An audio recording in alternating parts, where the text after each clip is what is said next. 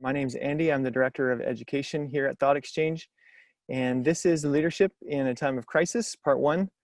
This is part of a two-part series where we're going to drill into some of the issues that you're facing in educational leadership right now across the country today, and we're going to drill deeper on some of those thoughts in 2 weeks' time on September 10th for Part 2 with Tahir Dupree-Chase from Greenberg CSD in New York. Really pleased today to have Robert Avossa here with us. Robert is the founder of K-12 Leadership Matters and formerly superintendent of Fulton County and more recently Palm Beach County.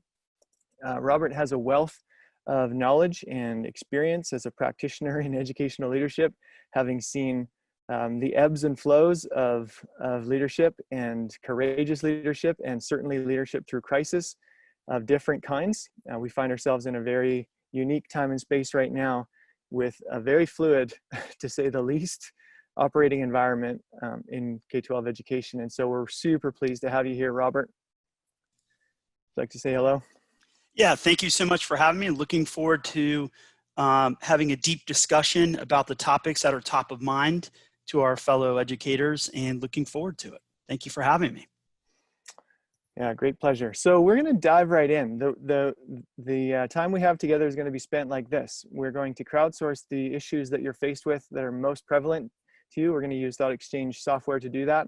And I'm just going to facilitate a conversation with Robert, and we're going to speak to the things that all of you that are tuned in across the country right now are saying are front of mind for all of you.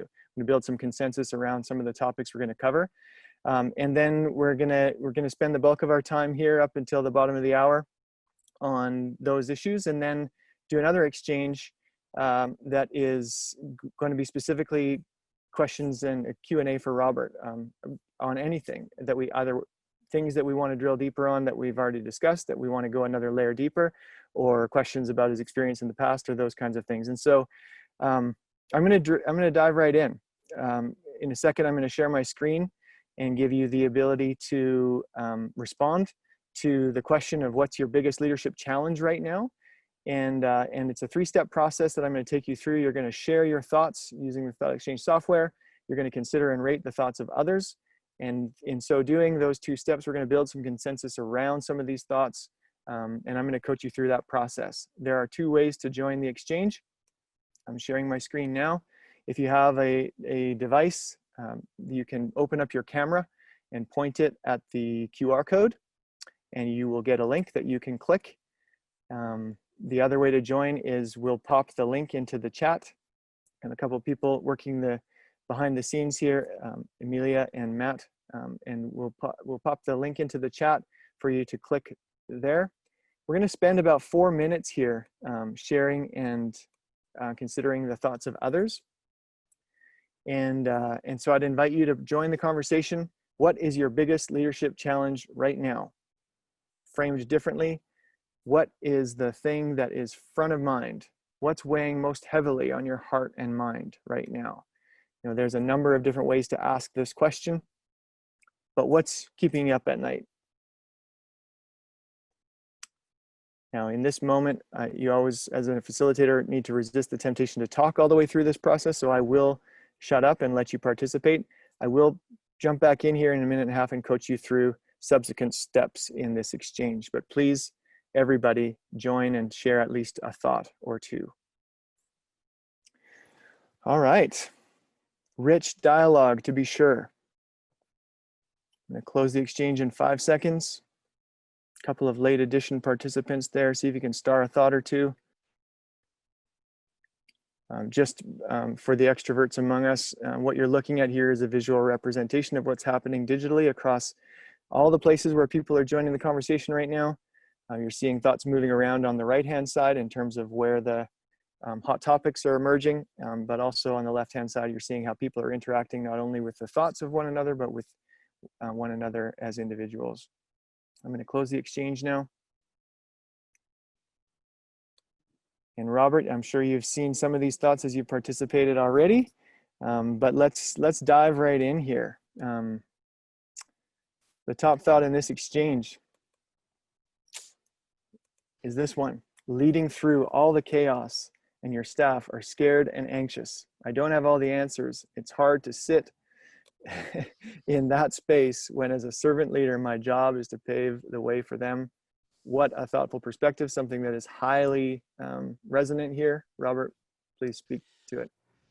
Well, first of all, you're in good company. I think most of us have had to learn to stay in a place of ambiguity a little longer than we feel comfortable doing. As leaders, we're used to thinking through a thought and getting folks to express their thoughts and ideas and then moving forward with it. This is layered on complexity that we've not had to deal with before. I would tell you, though, not to feel, don't get stuck there.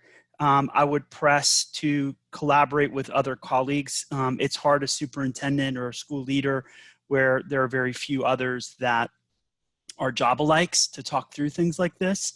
And, be okay with the fact that you're not going to have all the answers. You're just not.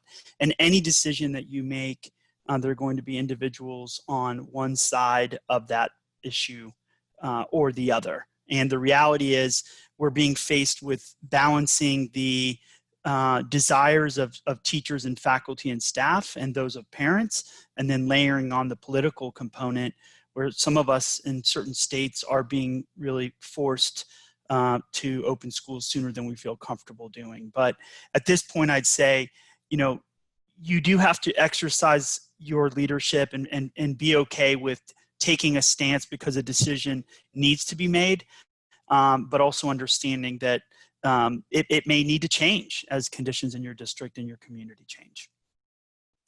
That's great. I feel like there's another thread that I want to pull in this particular thought, and that's just the anxiety and fear of those in your circles of leadership. Can you speak briefly to some, even some practical ways of overcoming or even just addressing and validating that anxiety and that fear that people Well, first of all, I'm recommending that superintendents stop reading the comment sections at the bottom of each of these newspaper articles that goes out and the social media comments that unfortunately are getting increasingly hostile because people make fake accounts and they feel comfortable shadow boxing without really sharing who they are as a person and being honest about it. So don't get stuck there only looking at the bad news. I'm working with districts from all over the country, from East Baton Rouge to Washington State, Odessa, Texas. And what I'm seeing is that at this point, decisions need to be made. And so if you draw the line and say, the district is going to open, we're going to do virtual for 15 days. And then we've got these markers, these indicators of success that we may say, okay, it's time now to open up some opportunities for people to come face to face. Those are some of my sort of initial thoughts about that, Andy. That's great. Yeah, thank you so much.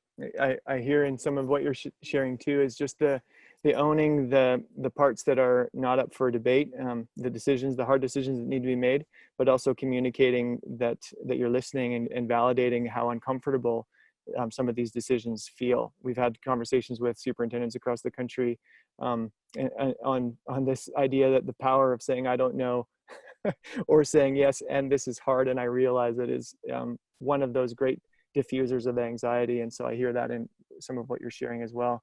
I want to jump to the next thought, which is simply supports for struggling students. Whether it's addressing the equity gap, whether it's addressing issues around students falling off with grading and access. Why don't you speak to that? Support structures for struggling students. Right. So the first issue that most folks are grappling with is the issue of connectivity. And many of our at-risk kids also live in poverty, which means they don't always have access to the kinds of resources they need to engage with teachers. I'm seeing some low-tech solutions that districts are doing, things as simple as creating little thumb drives like this that they load up work and worksheets and different things, and then the parents drop off the work, pick up a box of food and materials, and then drop off their thumb drive and get next week's thumb drive. I mean, that seems really simple and low tech, but in parts of rural Tennessee, that's what they're having to do. One of the things I'm seeing that's really interesting in Odessa Texas, is that they brought back all the kids who do not have internet are in schools face to face. The buses are picking them up. Those kids are going to schools, and every level 1 reader in the district, kindergarten through 5th grade, has the option of coming face to face now, while the other kids are staying distance learning, which I think is a really interesting way to think about it. I'm also seeing some districts on in terms of working with the lower achieving students or kids who've struggled in the past. Their concern is because they didn't take state tests the year before, they're not even sure they have a sense of where the kids are.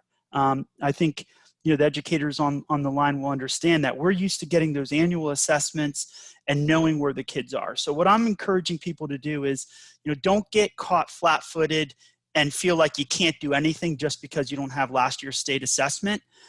Go ahead and take the former year's assessment and use that as your benchmark to provide additional resources to the kids who are at risk.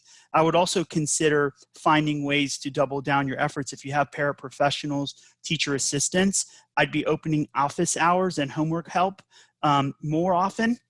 And then the last thing I'll share with you, which I thought was pretty cool, there are some school districts that are like in East Baton Rouge, they took all their paraprofessionals, their libraries are allowed to open, and they worked with their local libraries, and parents are dropping kids off for 2-hour sessions to work with the teaching staff in libraries in a very distance learning environment. So those are just a couple of things, Andy, that come to mind. Mm-hmm. Yeah, that's great. So it's linked to this. The next thought, it's I've skipped one thought. I'm going to come back to it, but these two are linked. So the next thought is equity for all students, and it feels impossible. You shared a couple of really practical examples of chipping away at this mountain, but just validating the idea that this is a huge, I'll share my screen one more time here, that this is a huge issue that does actually feel impossible, and maybe a thought or two on Right. where to get started with that. Well, I think first of all, these issues have always existed. What COVID has done is just turned this bright light on this issue. And in some ways, maybe it's a little bit of a silver lining that finally county commissioners, elected officials at the city level, the state level are realizing that, we haven't been making excuses talking about the inequities that exist. These kids are really, truly behind. And to not have internet access I would almost argue that it's almost like not having electricity or running water, right? It's just such a part of the way the world works, and that's problematic.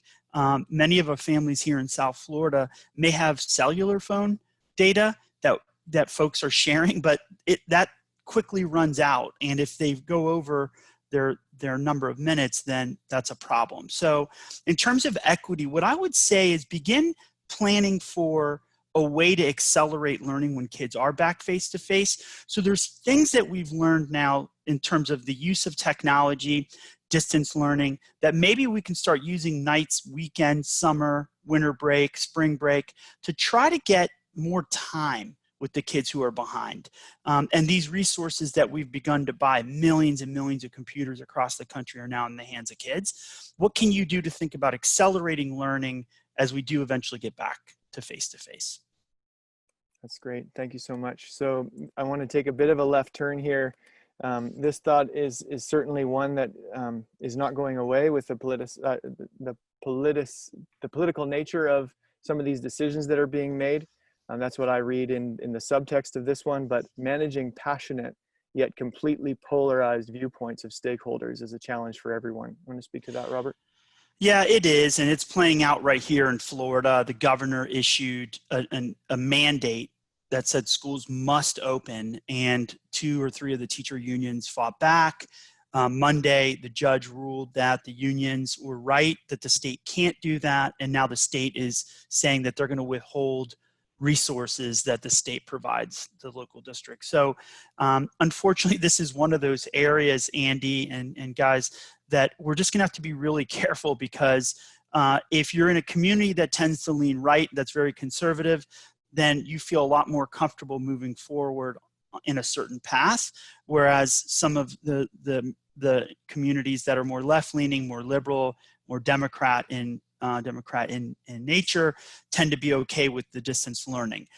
What I would advise the school superintendents and leaders is figure out a way to really understand where your school board is willing to draw a hard line. Some school boards are good and they will stand with you locked arm in arm. Unfortunately, there are also school boards and elected officials that the minute they see the waves rolling in, they don't stand with you. They get behind you and run away from the problem and leave you there to handle it on yourself. So try to build a little consensus.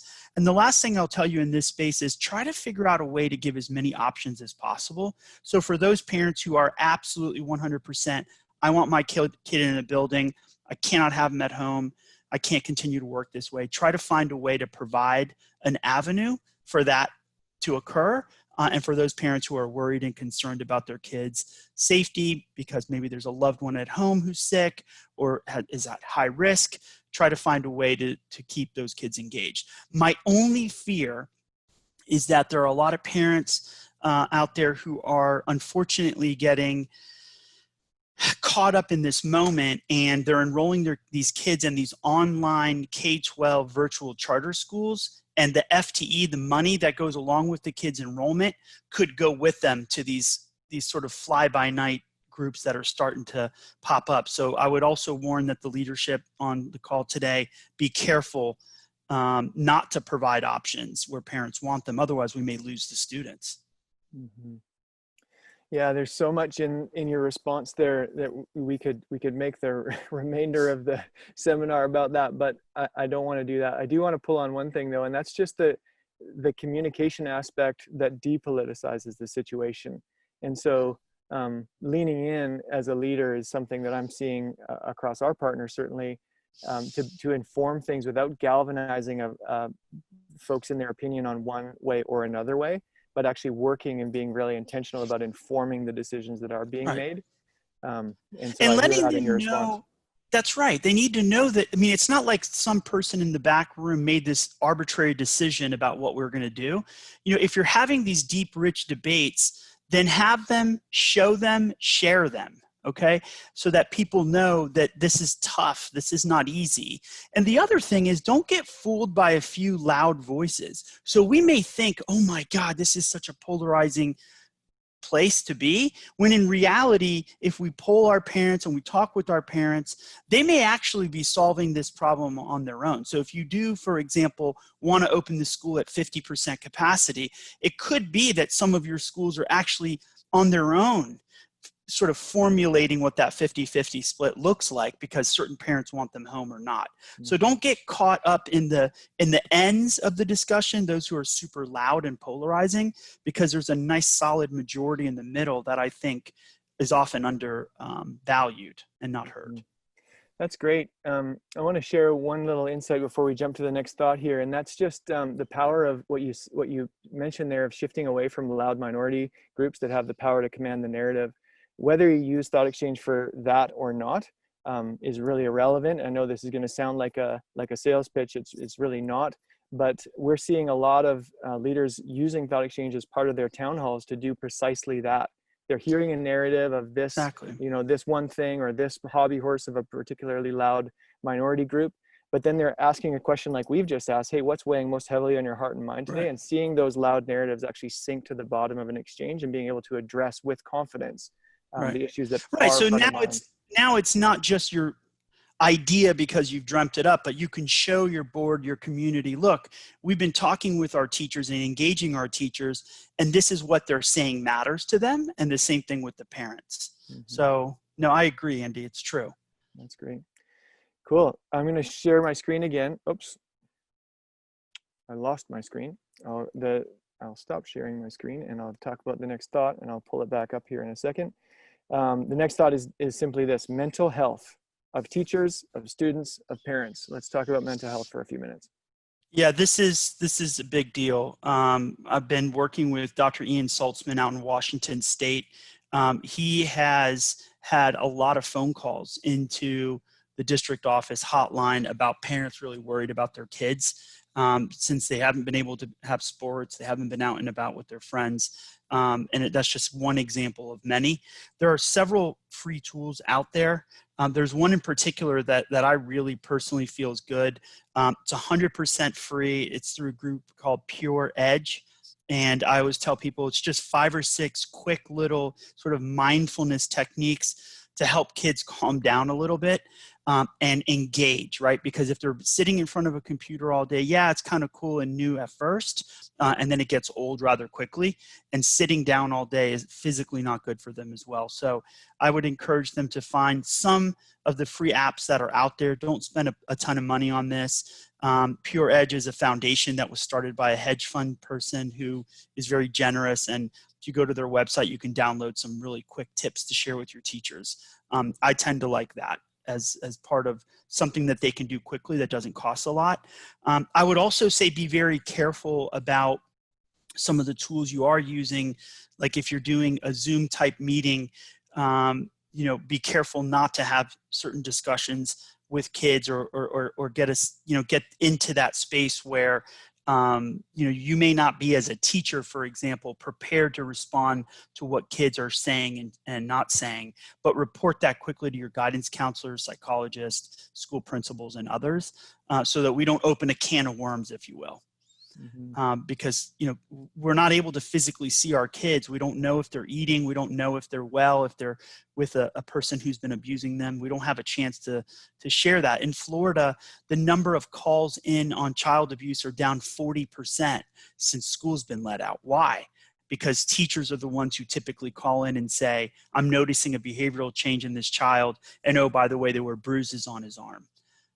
So we got to be careful about that. And let's talk about it. Let's not shy away from those discussions. Yeah, those are chilling ratios, and we're hearing those across the country as well.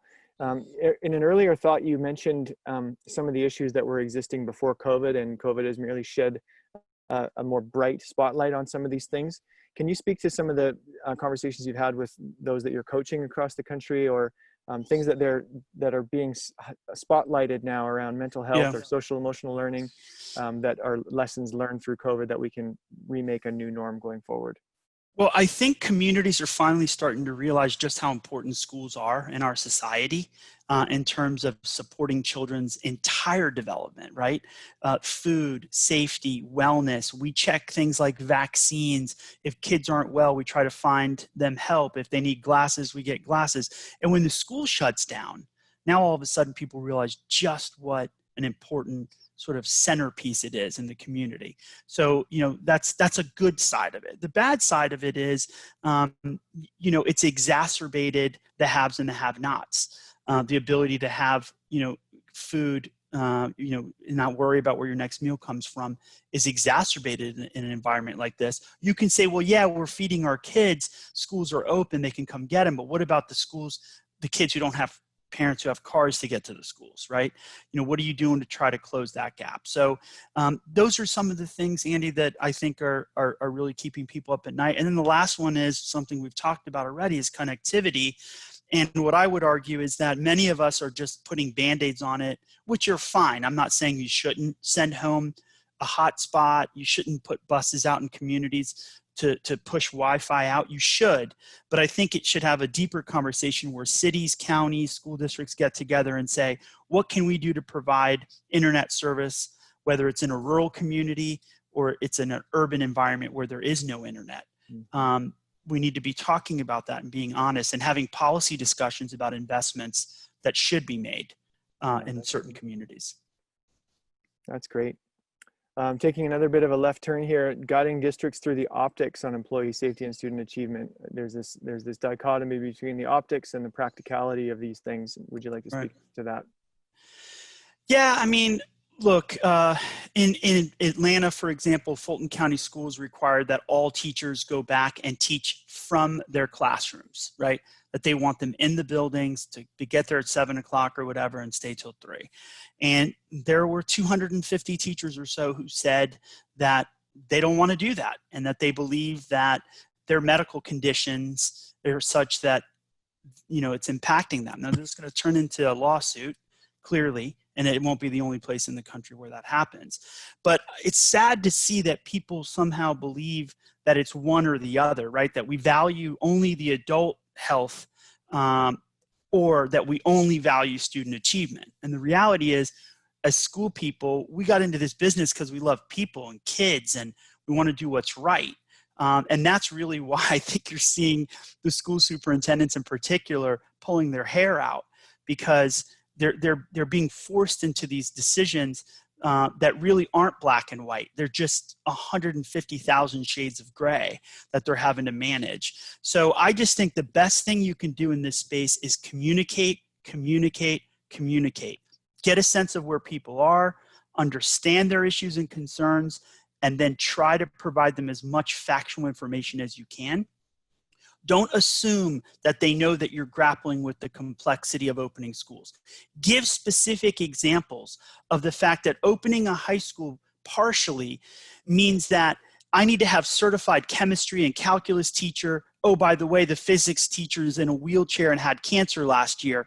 He or she can't come in, right? Like, talk about specific examples so parents understand we're not being stubborn, we're not taking the adult side, or we're only taking the kid's side. So communication is certainly the key here. And don't be afraid to stand out there. And sometimes you do have to stand out there alone. Mm-hmm. You just do. Mm-hmm. Yeah, that's so powerful, Robert. I'm reminded of something that Dr. Quentin Shepard shared with us a couple of weeks ago around the polarization, the sort of the dichotomous approach that we can take for the right reasons, like reopening, who's coming and who's not coming, as an example of what's happened in the last few weeks, and the need for leaders to actually ask that question and get clarity. But the actual deeper opportunity there is actually not asking a question that people aren't equipped to answer one way or the other, but rather informing and being okay with those thousands of shades of gray in the middle, mm-hmm. just to build a collective awareness and intelligence around the gravity of the decisions that are being made. I hear that loud and clear in the response, but I just wanted to call that out because I think that these decisions are ongoing and they're going to happen throughout the school year, where leaders are going to be tempted to ask a quick poll, take a quick poll. Is it A or is it B? And then we'll be able to adjust and react. And it's actually maybe counterintuitive to what needs to be happening is we have an A and we have a B, but in the middle, we probably have some conversation that needs to happen. Absolutely. And, there are State Department leaders, national leaders, and others who they could provide the local districts a little more cover by helping them make some decisions, not necessarily that we're looking to hide behind someone, but when they're so ambiguous, the State Departments don't exactly give you the kind of, information and cover that you might need locally. Yeah. Yeah, here. Okay, so we have access here, everyone, to a highly skilled, highly experienced coach around educational leadership. We've talked about a number of things that you've prioritized are front of mind for you. Now is your opportunity to ask specific questions, burning questions that you brought to the webinar that you'd like Robert to address. So another exchange here we're going to run is what thoughts or questions, what areas would you like Robert to drill deeper on perhaps? Or what are your specific questions that we can address with the time that we've got remaining? We're going to take 4 minutes to participate in this exchange. Once again, there's 2 ways to join. You can point your camera at the QR code and get a link that way on a personal device. And we will pop the link in the chat as well. And you can participate that way. We'll spend 4 minutes just participating, and then we're going to have Robert drill in sequential order the top thoughts and questions amongst the group. Please, everyone, share a thought or two or a question or two, and then consider and rate the thoughts of others in 3.5 minutes. These are great. Okay, the top question in the exchange, Robert.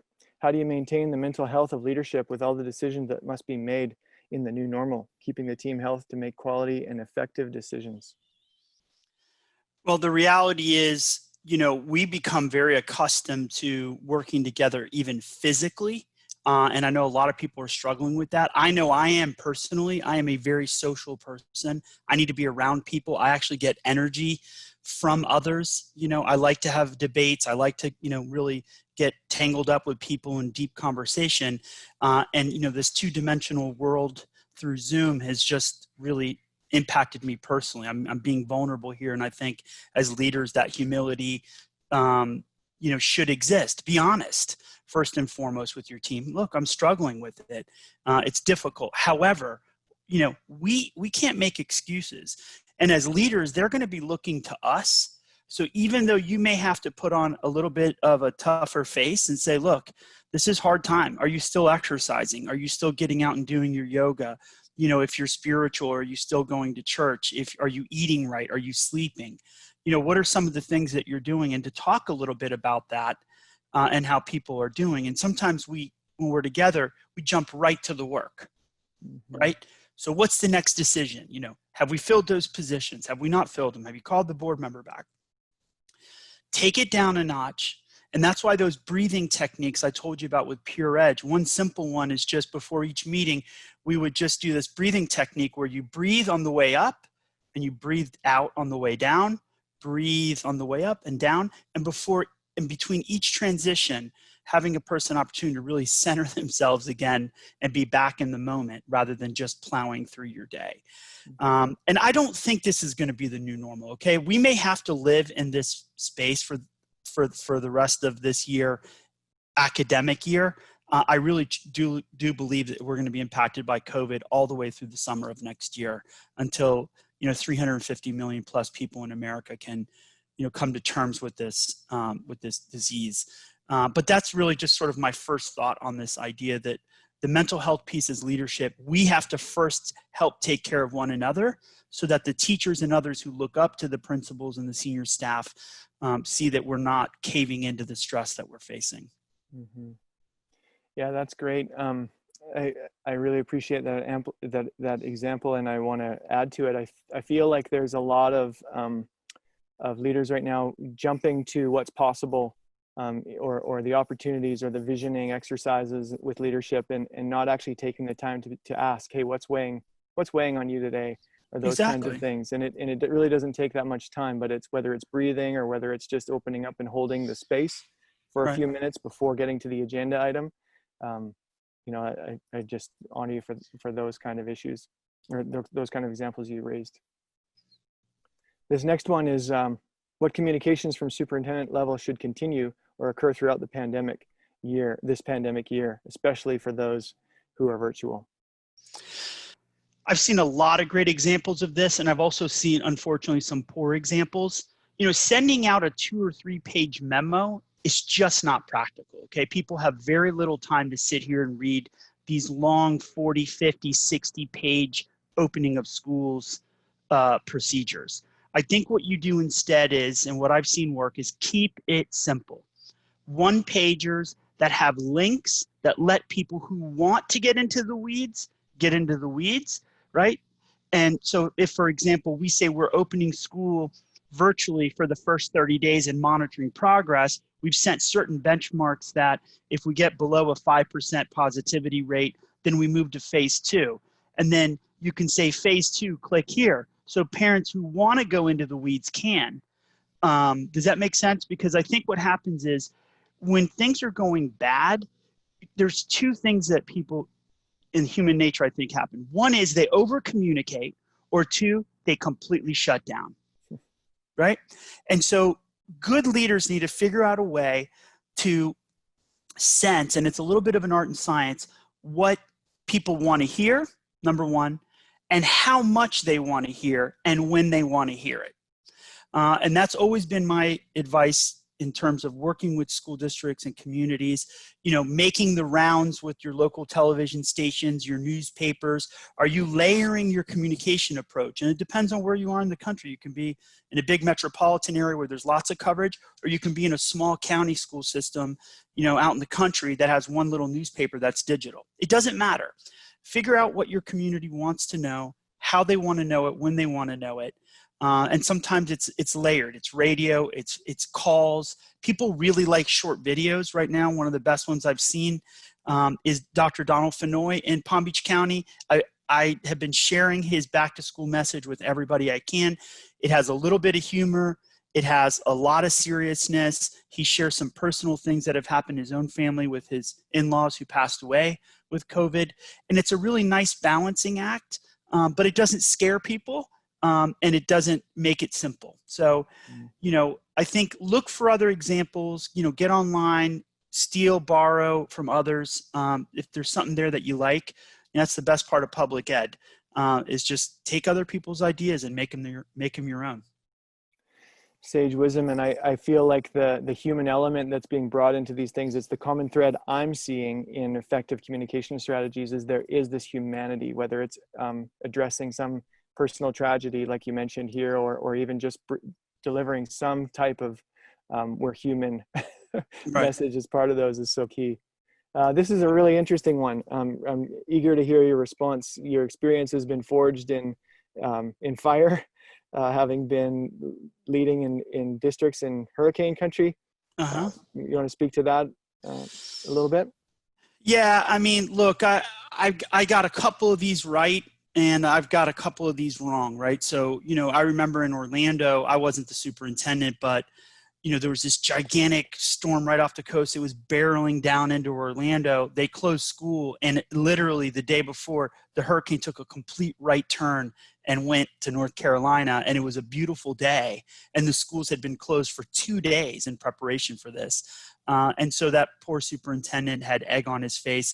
The reality is, it is what it is. But you know what he did right? He came out and said, the safety of our community means more to me than the negative press that I'm getting right now. I get it. I'm sorry, but I will always, err on the side of keeping the faculty and staff and the teachers prepared and safe. A couple of things that I've learned about the hurricane piece is, at least, with the hurricane, it's like, okay, it's coming. And we know every year around this time, we need to start preparing for that. And you have all these checklists, et cetera. In this case, we didn't have any of that. Right? But here's the part where I think some of us really did get it wrong. When this happened in March, I think many of my colleagues, including myself, felt like by the time August, September came back, we actually are probably going to be okay.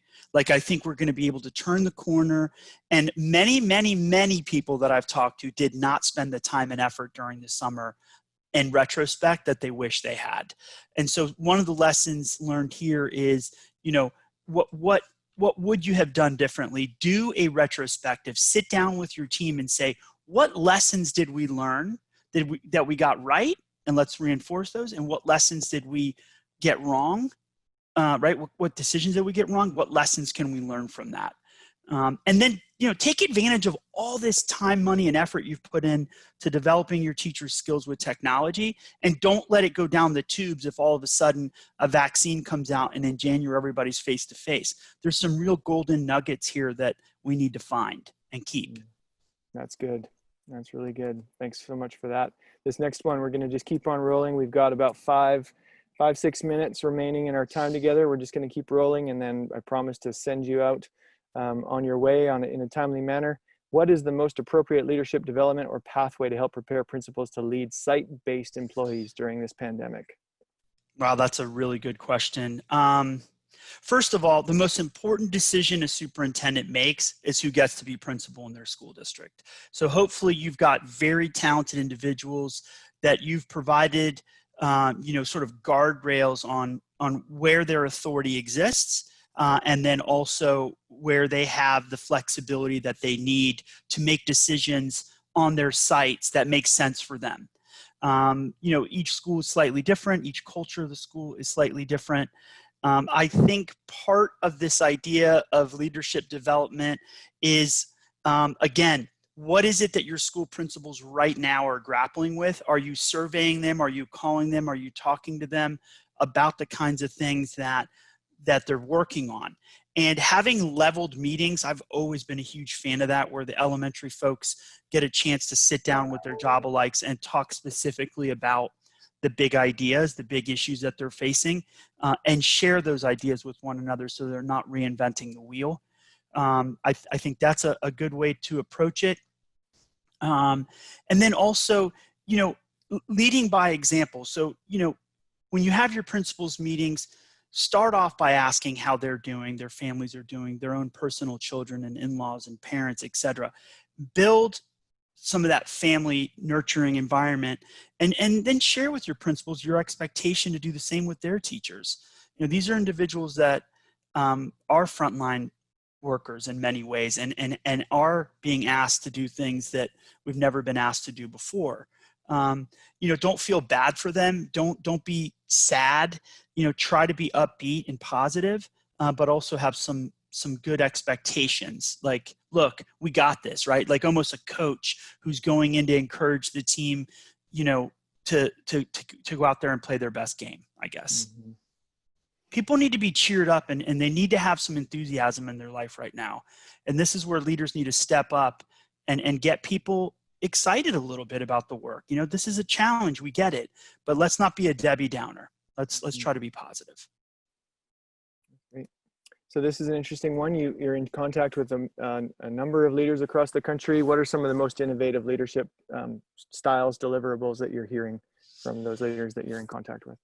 I think some of it is really, again, taking advantage of this crisis and making changes that will benefit kids for the long term.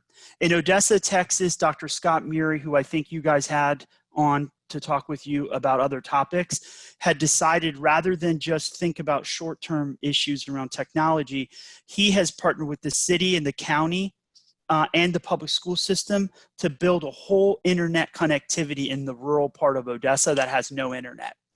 That is going to help families for the next 3 or 4 generations, not just for the next 3 or 4 months, right?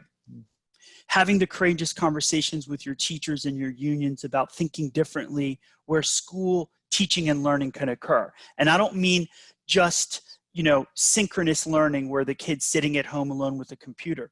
Could we have a day where you have half of your faculty working from home all the time, not just in a crisis, but that these extra teachers are providing support to kids 24 hours a day?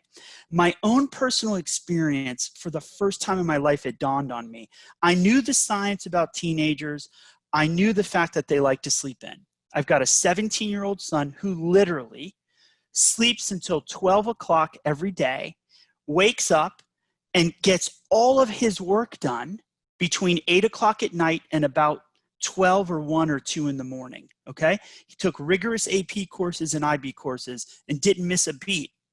What that told me was that maybe we ought to have options for kids who really just, biologically are being driven to this point where school in the evening makes a lot more sense. Maybe there are kids who want to work in the day, and we ought to give them an opportunity to learn in a different way. So I think there's some real lessons here. And then the last piece here that I'll share around some of these lessons is that I've always been huge on accountability, and I won't change that. I think you need to have state tests. We need to be able to provide the public a view into how things are going. But I think the one thing this crisis has taught me is that the relationships that exist between teacher and student is significantly more powerful than I ever really imagined. I knew it was important. I talk a lot about it and read a lot about it and researched a lot about it. But I think personally seeing that has changed my mindset about the teacher-student relationship. That's great. We have time for one more, and I'm going to link these two thoughts together. So after hours instruction and support may require negotiations. Any thoughts on teacher union conversations? We'll finish with that one, and maybe 2 or 3 minutes on this, Robert, and then we'll wrap up. Cool. Yeah. So look, the bottom line is you need to have a good relationship with your union leadership. You shouldn't just talk with them when there's a problem. You shouldn't just talk with them when things are going well. You should have ongoing communication and regular check-ins with your teacher union leadership. Why? Because they're a partner. We're not there because we need to fight with one another. They're doing what they can to ensure the safety and well-being of their staff, and your responsibility is to make sure the kids get what they need. So this is really truly about a relationship, and places where the superintendent has established that relationship, I think it goes well. That does not mean you roll over, okay? I'm going to be perfectly clear. I call it calm assertive. Now, every once in a while, I was known as superintendent who threw an elbow. That's just my style. Other people feel less comfortable being aggressive and pushing hard on unions. I will tell you, in some cases, they're their own worst enemies, because even parents are starting to, get frustrated when they see folks drawing a bright line saying, I'm not going to work. and then the other parent saying, well, I'm still having to go to work. This doesn't make sense to me. I also see people going out to grocery stores, the local, shopping malls, the activity starting to pick back up.